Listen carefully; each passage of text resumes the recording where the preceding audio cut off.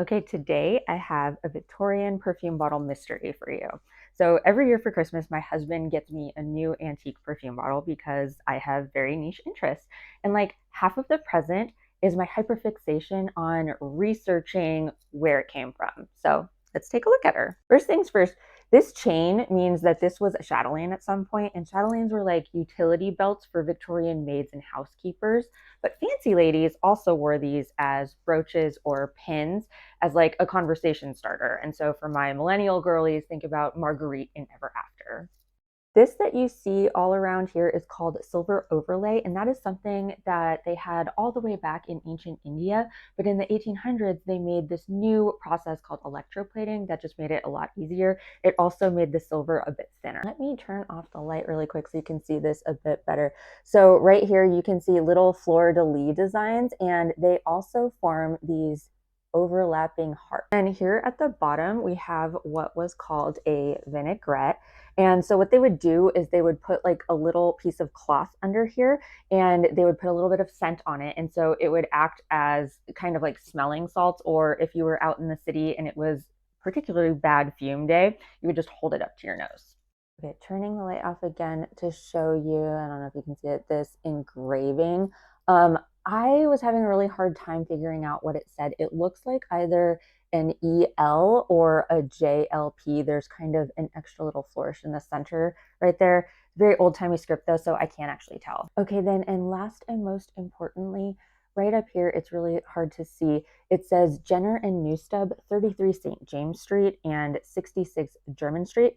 Those streets are, to this day, very fashionable shopping districts in London. I had to switch orientation to do green screen. So researching Jenner and Newstub, I found that the firm catered to royals and high society across Europe, including Queen Victoria and Empress Eugenie.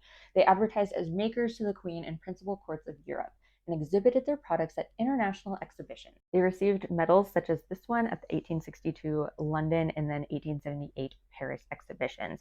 And their job list was impressive. They did stationery, silver, and goldsmithing, and they also created clocks, traveling cases, such as this one here, and just general luxury goods, especially purses and bags. And interestingly, a well-known perfume brand moved into their old 33 St. James Street shop, now is Penhaligon's. The building was destroyed in the Second World War, and in 2015, Penhaligon's released number 33 as an homage to their old address. All right, so given all of these clues, here's what I think.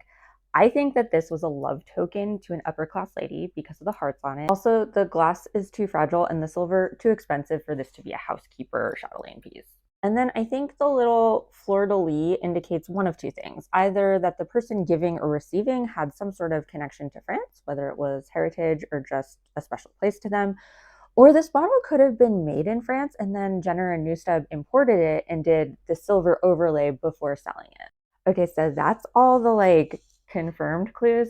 I, however, decided to go down some further rabbit holes, and the next part is speculation, so keep that in mind. I found this very obscure booklet from 1872 that showed monograms and heralds that Jenner and Newstub created for members of the Royal Academy of Artists, because they also did stationery. And then this monogram here to the side was for an artist named Edwin Landseer. It definitely has an L like mine, and it has that little flourish on top that kind of reminds me of a pineapple. And I looked into Edwin Landseer, but there weren't any women in his life that had those initials.